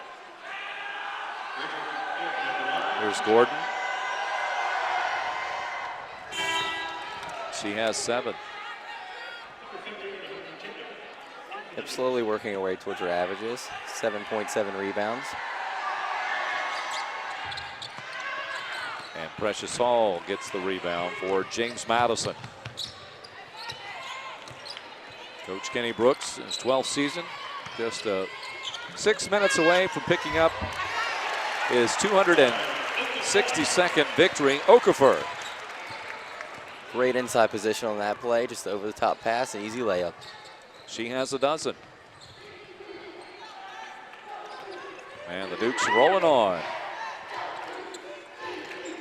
Next up for JMU, Thursday, a 2 o'clock game at nationally ranked number 10 on the AP poll, the Tar Heels of North Carolina, 11-2. I know they're excited about that one. Yes, they are. Okafor with the try. Of course, you can hear that game on Madison HD Sportsnet audio. David Taylor will head on down to Chapel Hill to provide the coverage.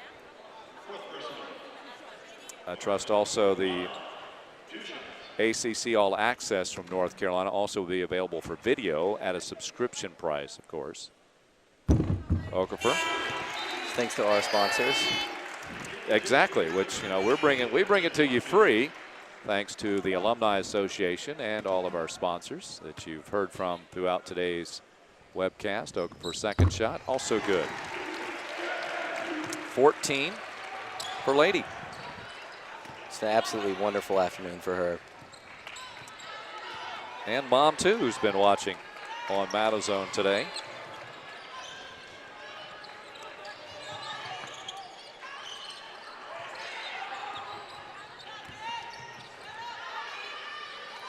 Long range 3. That's good. I say long range, that's really not a good description because if you're in the corner, you're in the corner. She puts so much air under it, it looks further than it actually is. Some nice hang time on that.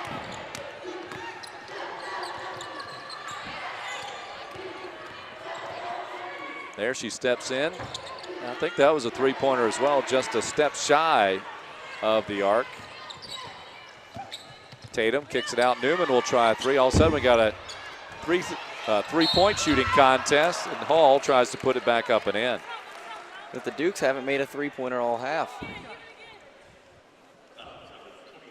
They haven't taken as many as they did in the first period either. They've been pretty quite judicious in getting it inside, knowing they've had this game well in control.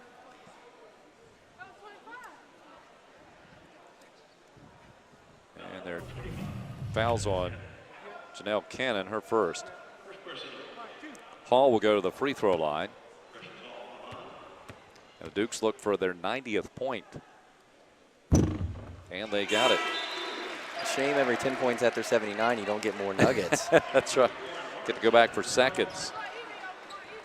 Hall with a dozen.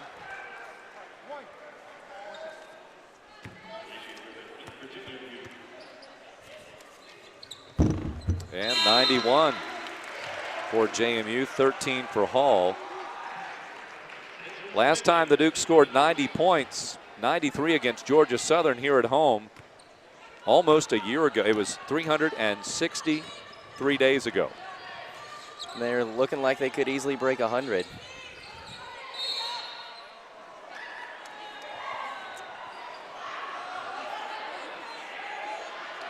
Foul against Griffin. That's 5 on Griffin, so the Virginia Beach native will DQ to disqualify, but she'll get a round of applause from the JMU faithful, and Crystal Ross will come in to replace her. Played well today, finished with 6 points, 4 rebounds. Kenny Brooks finding it humorous in this occasion.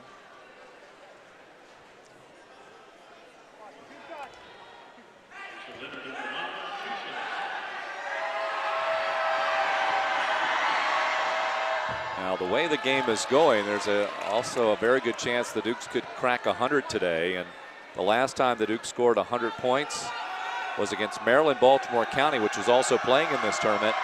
But you have to go back to 2008. And they had 104 points against Maryland, Baltimore County in that outing. 3-point try. Tatum trying for her first tray. Rebound for Newman. Hustled it and tipped it up to herself. And Mickens goes among the trees. Tatum try to come away with a steal. Showing no signs of slowing down yet. 2-point try taken by Leonard. A rebound put back up and in. And it's Gordon. Well, Gordon getting towards those numbers, as you mentioned, Evan. Yep, 9 points, 8 rebounds. She's only been effective mostly in the second half so far. And we get a timeout for the Dukes. And that will also bring us to our final media timeout as well. 3:38 to play, 91 JMU, Norfolk State 48. We'll be back to wrap this one up, at least as far as the playing time is concerned, after this timeout on Matazone. You're watching the Dukes on Matazone HD Sportsnet, presented by the JMU Alumni Association.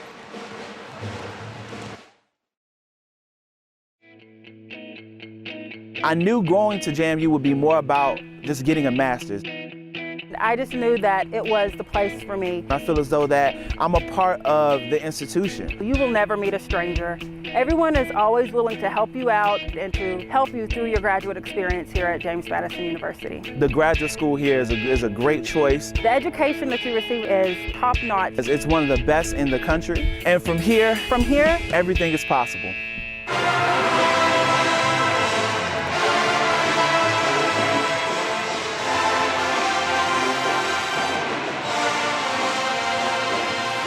A little crafty with the popcorn cups there. I don't think that they're noise reduction cups, though, however. Nope, but at least it's an enjoyable loud noise coming from the pep band. 3:38 to play. Dukes 91-48. I told you the last time the Dukes hit 100 points, the record for Madison scoring 107 points in 1987. That was against UNC Wilmington. Sheila Mormon was the head coach at that time. And the Dukes were just starting to get rolling as an outstanding women's basketball program. Yep, that might just be a little out of reach today, but we still may see 100. Yeah, you're right. Depends on whether or not they slow things down on the offensive end of the floor. I just bring it up as just a matter of historical reference. Not saying the Dukes are going to get there today, but when you get close to something like that, I think it's good for the fans to kind of get a gauge on where this game stands. It's always good to see records broken, too. Fun records, scoring records, things like that.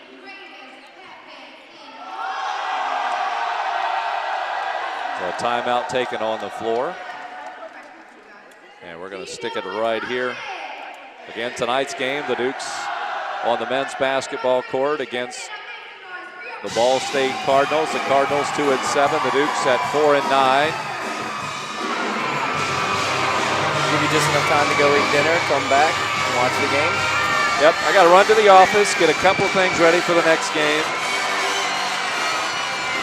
We'll be eating here at the Convocation Center. I want to thank John Martin for making those arrangements for us.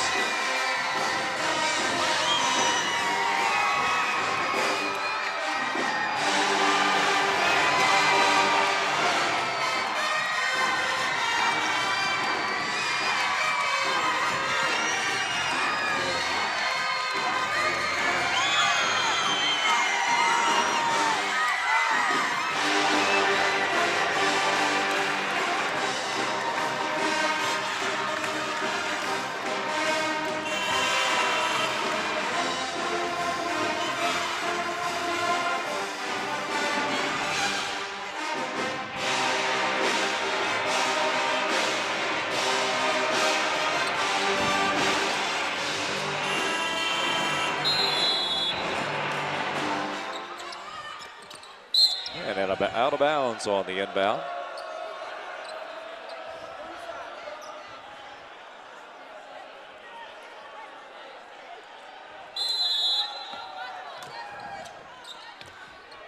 Comes into Tatum.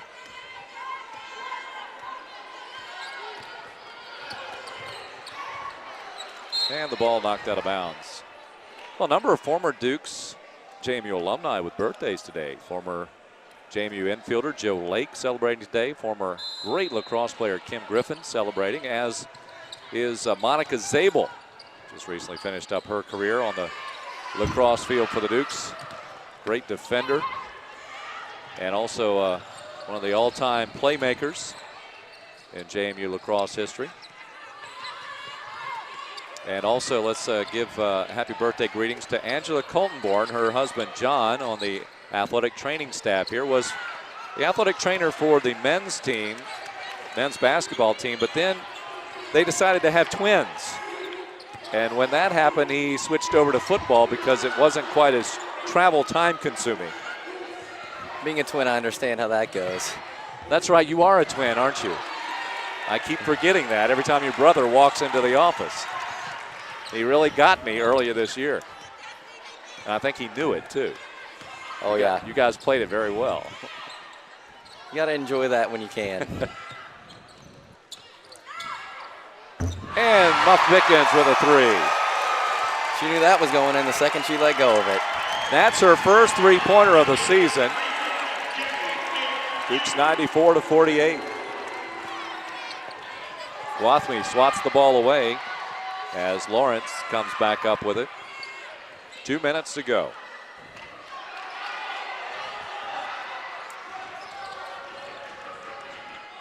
Stepping back, Brown will try a three-pointer. Guathme tips it out. Vickens comes along with it. In a hurry is Muff, trying to bounce the baseline pass to Tatum. Hurry just a little too much.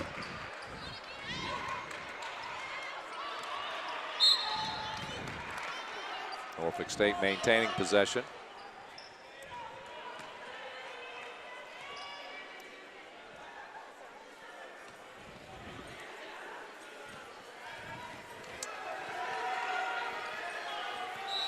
And timeout called by Deborah Clark and the Spartans of Norfolk State, trying to use the opportunity to do a little teaching, do a little coaching, situational if they can.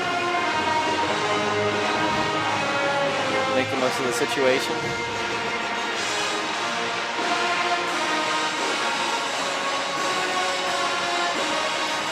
Next home game for Norfolk State.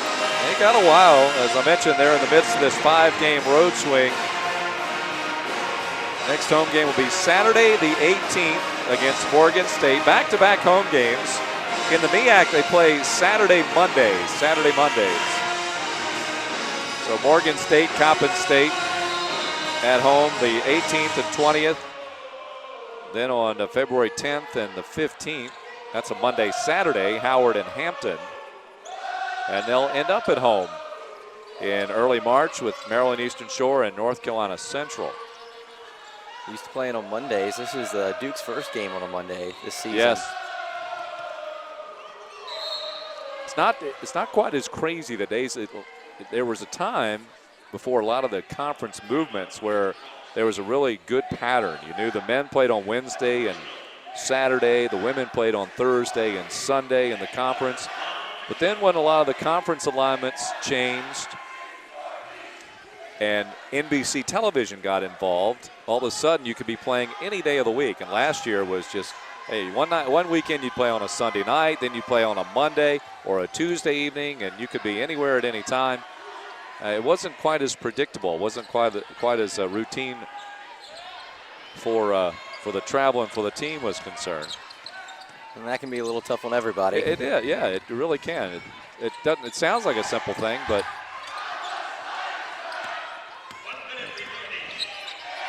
especially with athletes like a lot of patterns, getting the rhythms and routines. Well, and it helps them when they're not working on basketball, that they're working on the academics, because being in a routine there, of course, when you have student-athlete support services, they help from that perspective in setting up schedules and time and all. I'll give you a good example is, the swimming and diving Dukes, they stayed beyond the end of the semester for a week to work out. The swimmers did. They have reconvened in Florida. They're now training in Florida, and it's not a vacation, believe me. They might get a little extra sunshine, but there's not a lot of extra free time for the swimming and diving Dukes, who will get back into action actually this weekend at Georgia. Ball knocked away momentarily, but gathered by Gray. As the final seconds of this game ticks off, as the Dukes will emerge as the champions of the JMU Invitational. 1.3 seconds still yet to play. I think Wayne thought the game was over. Ready to walk off the floor. Yep, now it's over. And that'll do it. Dukes breezed on out to a 23-4 lead and cruised on from there. Once again, Kirby Burkholder, the early scoring machine for the Dukes. And it's a 94-50 win for JMU. Evan and I will be back to wrap things up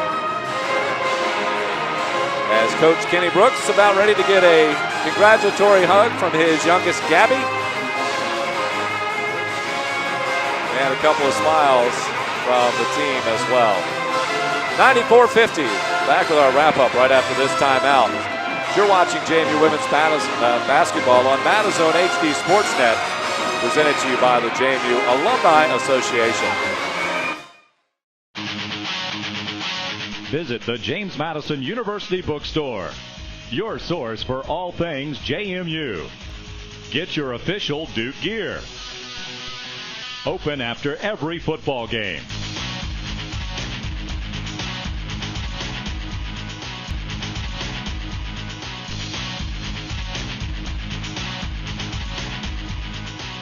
The JMU Bookstore. Support the team.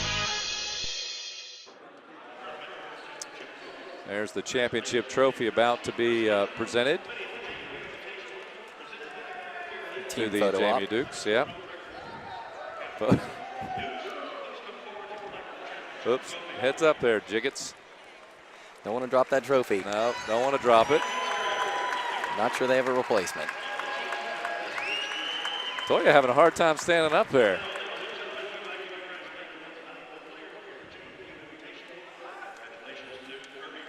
And no surprise, Kirby Burkholder, the MVP. 18 points, 14 rebounds yesterday.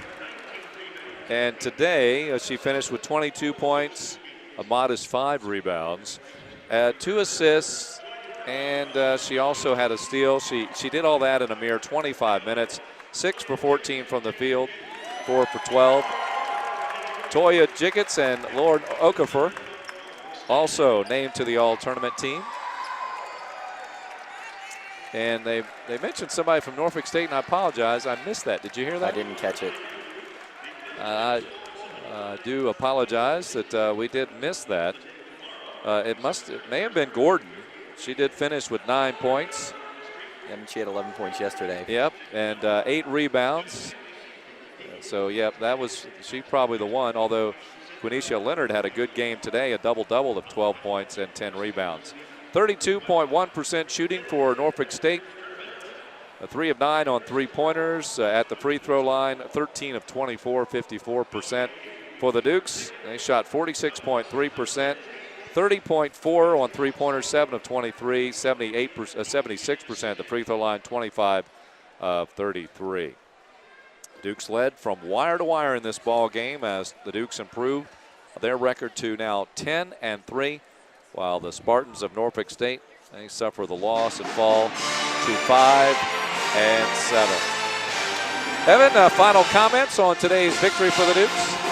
They played well. Norfolk State, they made them turn the ball over. Dukes got second chance points. They outdid them 29-14. And especially on the glass, the Dukes won the battle. 54 total rebounds to 30. Shot the ball well, rebounded well, all facets of the game. And they were sharper today than they were yesterday. They did come up with a win yesterday, but I think today all in all, a much sharper performance for the Dukes here today. We do have a number of folks we'd like to thank. Chandrea Lee, the Sports Information Director for the Spartans women's basketball program of Norfolk State. Our thanks to JMU women's basketball SIDs Devin Howard and Brian Hansen. JMU Assistant Athletics Director John Martin. Executive Producer John Salem. And Director Jake Tomko, the rest of the staff from Telemedia Productions and their fine camera work today. This afternoon's game was presented to you by the JMU Alumni Association, Comcast, Sportsnet, the JMU Graduate School, Intellos Wireless, the JMU Bookstore, Residence Inn, and Fox Hill Townhomes. Our next Matazone HD Sportsnet coverage of women's basketball will be January the 12th against the Delaware Blue Hens. Tip-off time is 2:05 from the Convocation Center. We'll begin coverage at about 1:50 on that Sunday afternoon. Our next Matazone production is only hours away as the JMU men's basketball Dukes tip off at 8:05 against the Cardinals of Ball State. Evan, thanks for joining us. Nice job on your debut. I didn't mention that early, but coming in and contributing to today's broadcast. Hope you enjoyed it. It was a blast. Glad you did, and you'll be with us throughout the season. We'll continue to rotate him in with our other student crew here from Matazone HD Sportsnet. So for Evan, I'm Kurt Dudley. Once again, our final score, JMU 94, Norfolk State 50. Good evening from the JMU Convocation Center. This has been a Matazone HD Sportsnet production presented to you by the JMU Alumni Association.